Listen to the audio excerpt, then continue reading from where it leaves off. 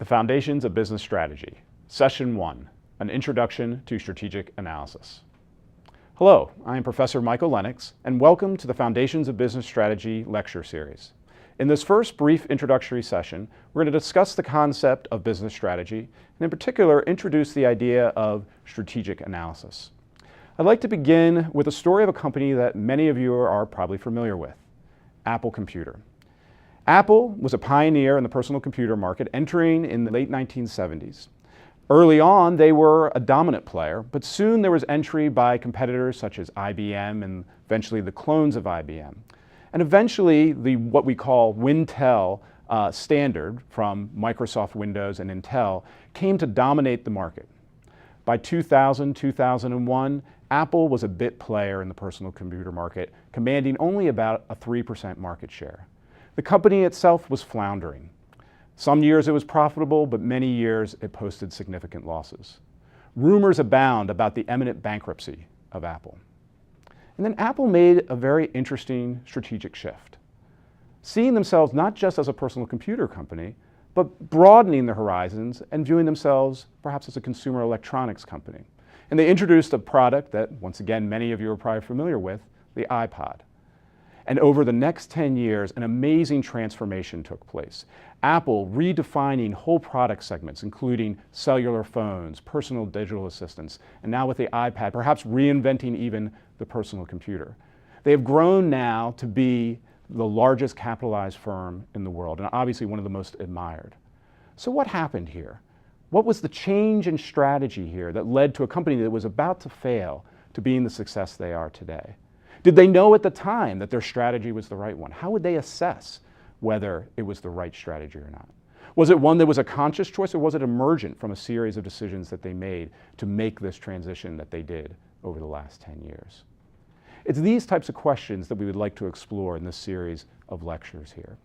Now, strategy is a term that is bannered about quite a bit in the popular business press. You turn on CNBC, you read Wall Street Journal, and we repeatedly see references to firms and their strategy.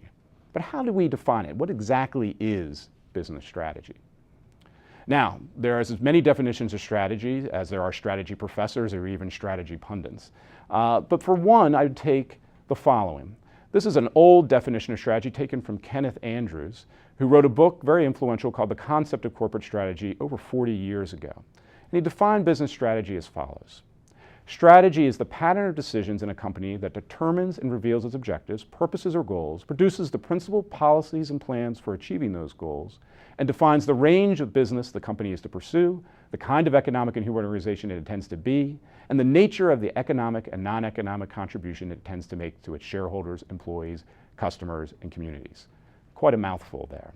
But I like it because it highlights many of the key elements that make up business strategy. First, it highlights the idea of objectives, purposes, and goals, the mission of the enterprise.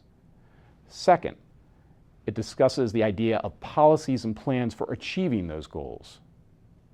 Third, it raises the idea of scope. What's the scope of our business? What's the range of businesses that the company is to pursue? And then finally, and equally importantly, it talks about the values of the enterprise. What's the contribution that the business intends to make to its shareholders, employees, and other stakeholders? So using this as a basis, we can form a simple schema for characterizing the strategy of a firm.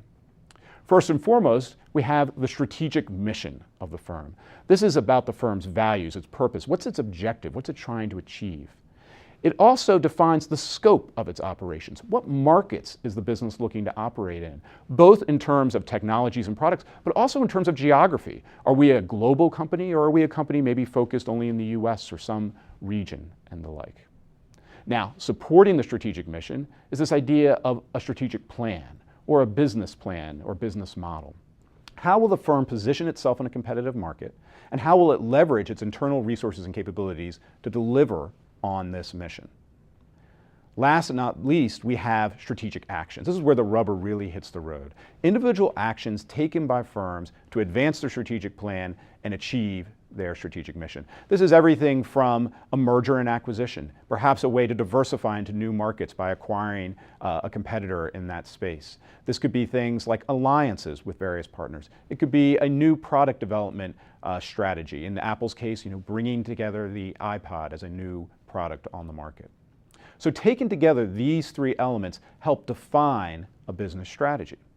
So the question for us as strategists is, how do we then assess a strategy? How do we assess and analyze whether one is a good strategy or a bad strategy? And that gets us to the idea of strategic analysis. This is something we can actually analyze and assess. So how would we define this? Well, we define strategic analysis as an assessment of an organization's current competitive position and also the identification of future valuable competitive positions that the firm might occupy. And in particular, we want to be cognizant of how they might actually achieve them. How can they achieve these valuable competitive positions? There's a number of things we think about when doing strategic analysis. First, we do this from a generalist perspective. What I mean by this is that we integrate across the various business functions one might think of.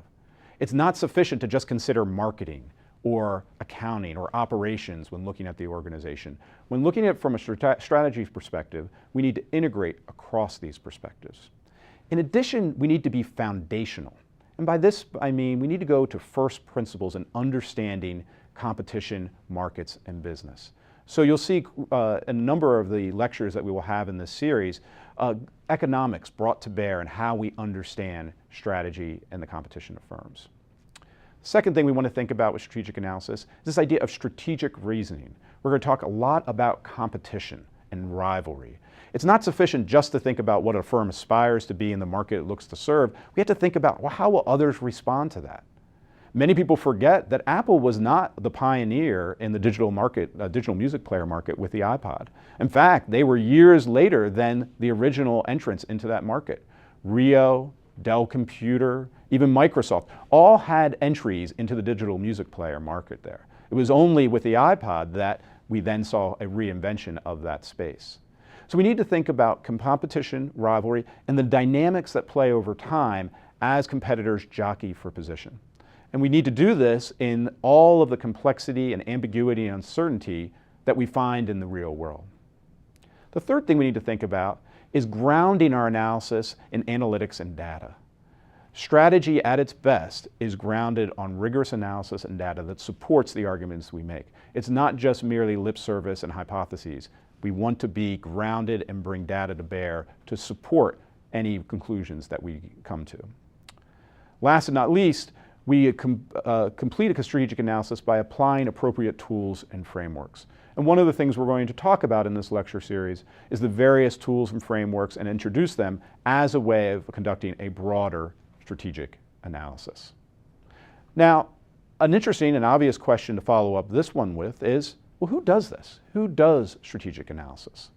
The most obvious answer are those who actually formulate and implement strategy for the business, the CEO, the president of an organization. And clearly that is the case in someone who needs to be thinking strategically and performing a strategic analysis. This includes as well entrepreneurs, small business owners.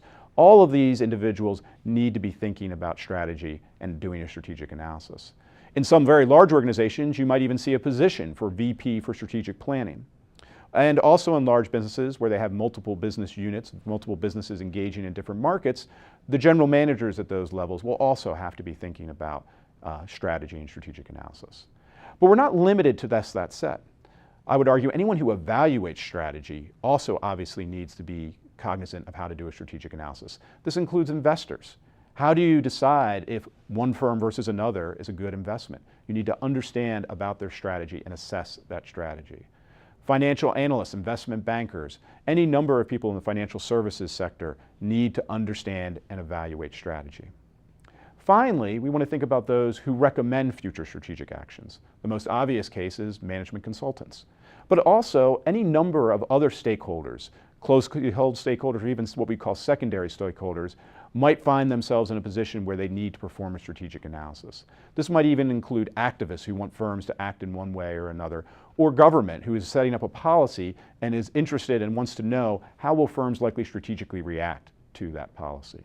So at the end of the day, strategic analysis is really a tool, a framework, a way of approaching a decision making that involves a number of different entities and different potential constituencies.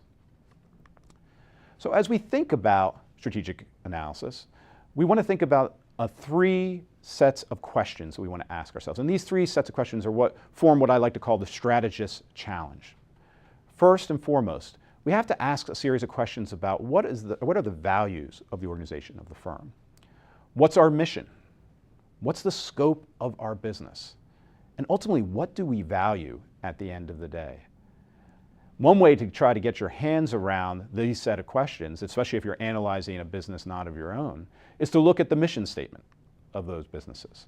So almost every business has a mission statement, and arguably a lot of these are developed for marketing purposes and the like, and they have lots of flowery language.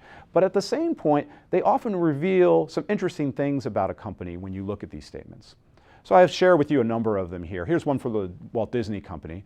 Their mission is to be one of the world's leading producers and providers of entertainment and information. So for one, they're defining their industry as entertainment and information. And two, they're defining their aspirations as being a worldwide leader.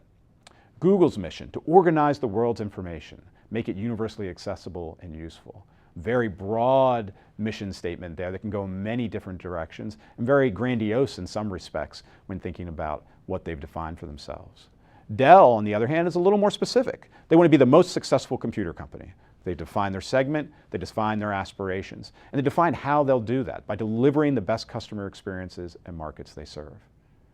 I'll also share one here from Citigroup, very interesting. They want to be the most respected global financial services company. They're obligated to deliver profits, but equally important to them is to deliver those profits and generate growth responsibly. This idea of values, again, what values do they bring to their enterprise? Just a few more here. Chevron, their vision to be the global energy company most admired for its people, partnerships, and performance. Facebook, its mission to give the people power to share and make the world more open and connected. And then finally, one from Ford. We are a global family with a proud heritage, passionately committed to providing personal mobility for people around the world. Not automobiles, personal mobility. Once again, global in scope, and some of their values are embedded in that. This is a critical question again, the values of the organization. It is tempting, as we often do, or sometimes do, to think about the mission of the business is simply to maximize the shareholder value.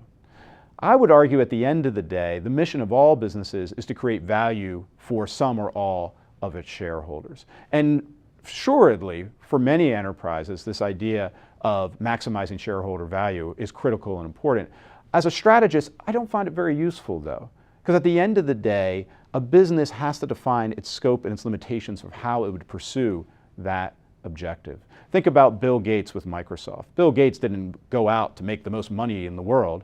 Bill Gates went out to set up the world's most successful software company. And oh, by the way, he made a lot of money doing that. And that fell back to his investors and his shareholders. But at the end of the day, they were defined by that scope, by that mission and those values.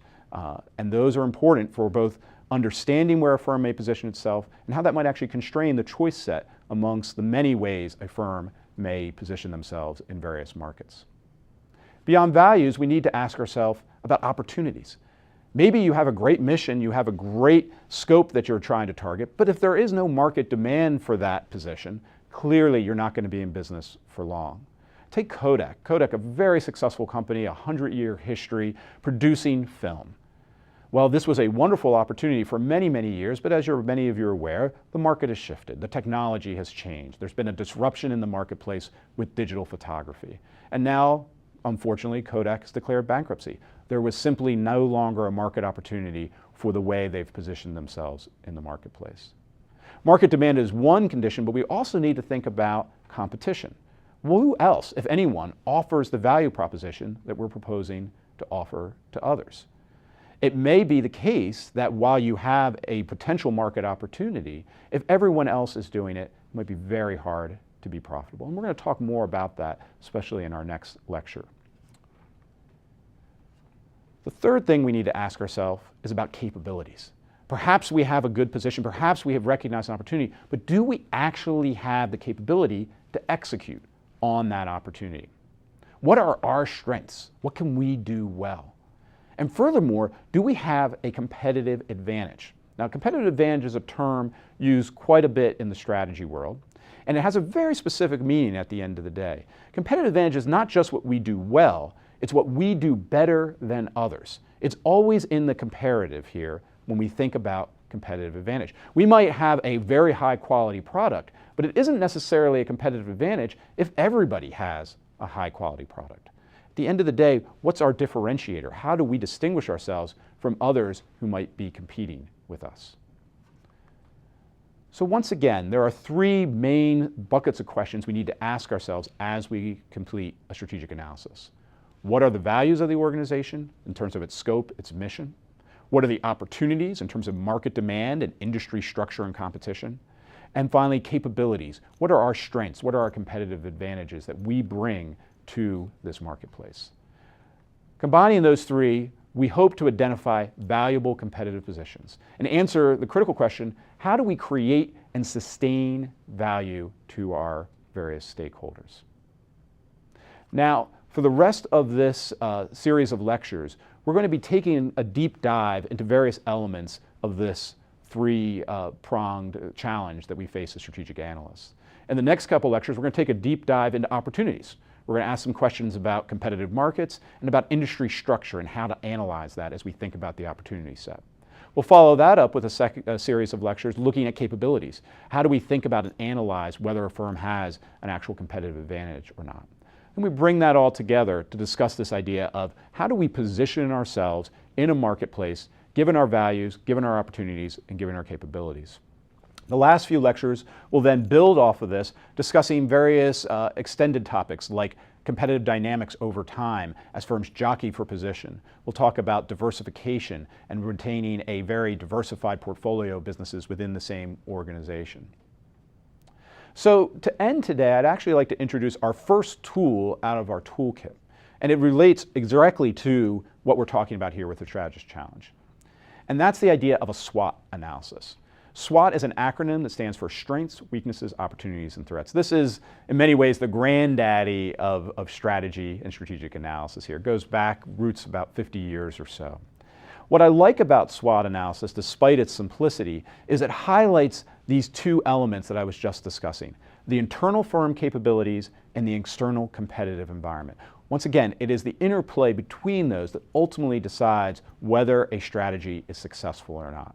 So a SWOT analysis often is just portrayed as a 2x2, as you see on the screen, and you see bullet points that you can put between each of these to kind of illustrate the various strengths, weaknesses, opportunities, and threats.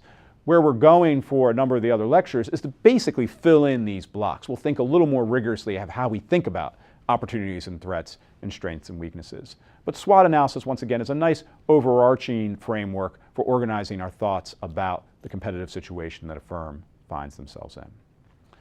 So let me end here with a series of bullets highlighting some of the lessons that I hope you take away from this first introductory short lecture here. First, we can represent a business's strategy in its mission, plan, and actions. When we're trying to characterize it, think of those three elements in trying to characterize what the firm does and how they're positioning themselves strategically. Introduce this idea of strategic analysis and particularly position it as a useful way for assessing the viability of a business strategy, whether it is a good strategy or not.